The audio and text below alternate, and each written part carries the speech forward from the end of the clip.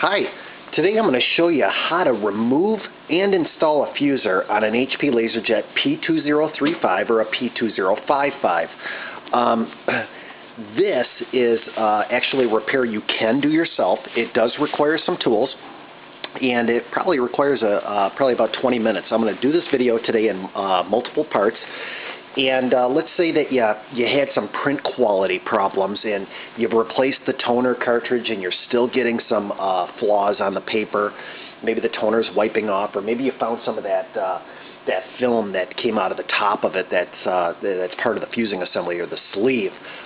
You definitely require a fuser, and this machine, it's definitely not too easy, but it's a repair you can do yourself. Let's get started. On this machine, remove the toner cartridge, unplug it, and get everything, give yourself some good work area and good light today. I like to work with a number 2 Phillips. I like to work with a flat blade, and I like to work with a pair of needle nose also. The biggest thing is, once you get everything out of the machine, let's start off with the connectivity cover. And you're going to notice on these covers, you're going to have to use a flat blade, and you've got to get into the actual parts of the cosmetic plates. And what I'm doing is I'm just kind of getting down on it right now. And there's interlocks on the top of this plate, and you can also remove the paper tray. And like I said, they just didn't make it the most easiest machine to, kind of get these covers off and whatnot compared to some of the other models. You can open up the back door. Now what I did is I got the accessory cover plate off. I started off at the top. There's some little clips along the top part of this, and then you got to work the front by the toner cartridge door. And once you get the cover panel off, you can go ahead and do the opposing side now. This side, you have to be aware of the power button on this. The power button's a little strange on how they built it on this model.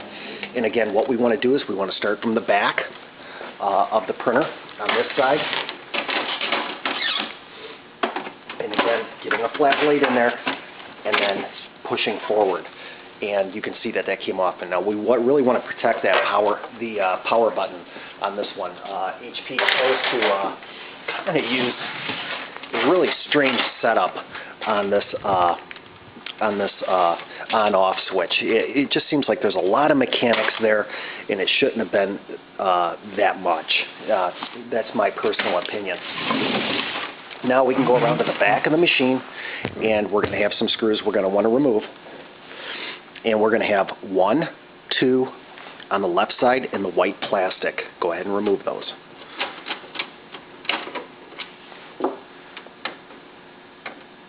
Yeah, this is really strange at how they put this fuser inside this machine.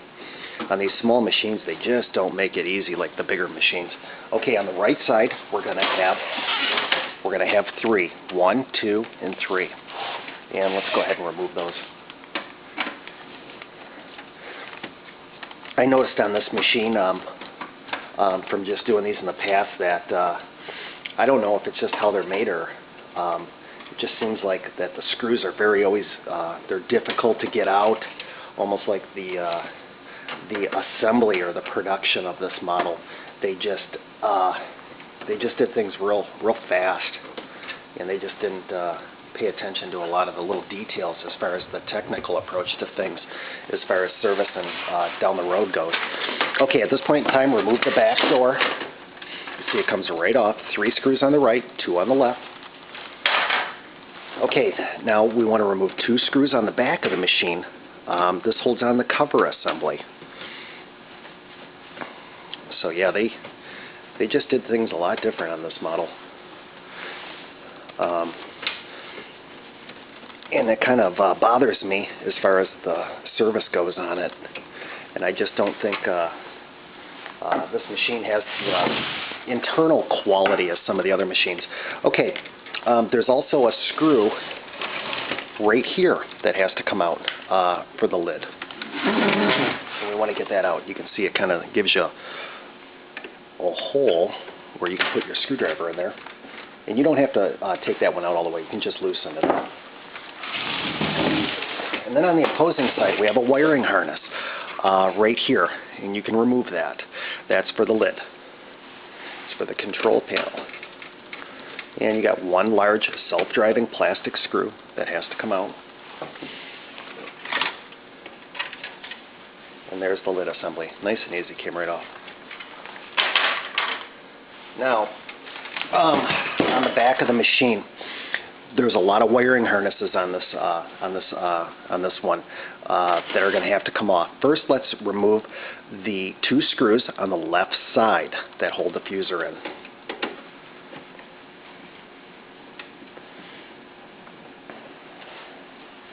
Yeah, it's a lot of work just for this little fuser.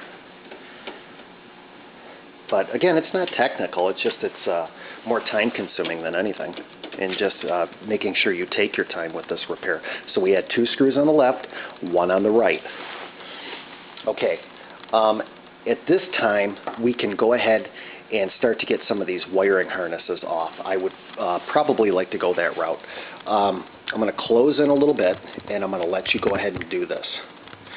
And grab a hold of the cluster, all these wires that are going through this, these channels right here, because this black plate actually has to come off. So we want to get all these out of there, just like I'm doing. And we're going to want to unplug all of these on the inside of the printer. One at a time. Take your time. You don't want to break one of the pins or pull a wire out of its socket.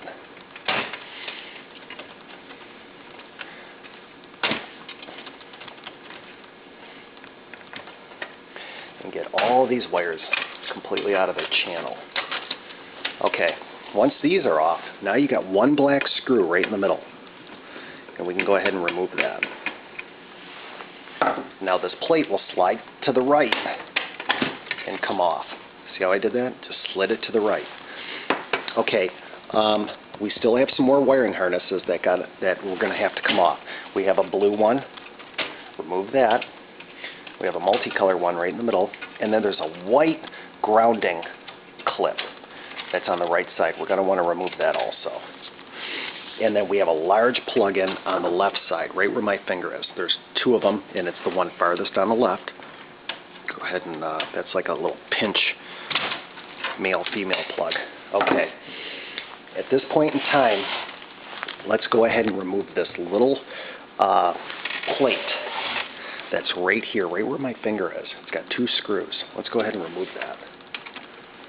What we're doing is we're just getting this fuser now. We got to remove 3 gears in order to get this fuser to slide out.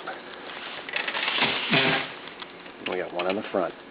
And this is actually an area that I kind of think is another bad design. What they've done is they've allowed the front door to disengage the fusing assembly with a lot of linkage. And I don't think that was really a smart idea. Okay, on the fuser now, we're going to want to remove 3 gears. Let's remove the brown one, the main drive, just like that. Just kind of squeeze the clip, pull it off. The little white one right above it, right here. Let's get that little guy off. And then we actually have this larger one right here with kind of like the...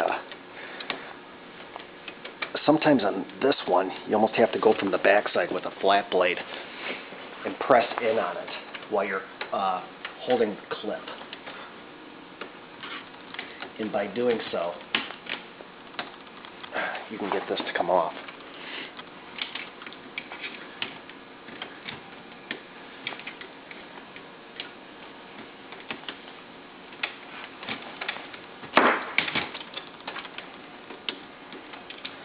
I don't chop my videos, so I like you to see all this because, you know, these plastics and these little gears can be kind of challenging. There it goes. Alright, you can see the way that one came off. It's got a little squeeze clip, and you almost have to push it a little bit from behind. Okay, now we've got the 3 gears off, and I'm going to kind of close out a little bit. And we can now pull this fusing assembly right out. And kind of watch those gears on the left side, the shafts, and kind of feed them through, just like that. just like that. There it is. Okay, fusing assembly's out. So we had a lot of wiring harnesses that we had to deal with. We had to remove some gears, and now you can inspect your fuser and look at that Teflon at the top and see maybe if it's actually ripped, torn, or maybe you're having some quality issues, but you could see it really clear now. You have the orange lower roller, the sleeve is at the top. Maybe you're going to rebuild this.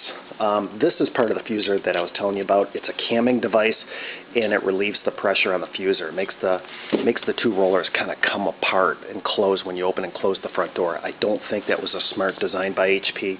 Time will tell. Let's go into part 2 after this. At this point in time, go ahead and get your new fuser ready for reinstallation, and then when we come back, we'll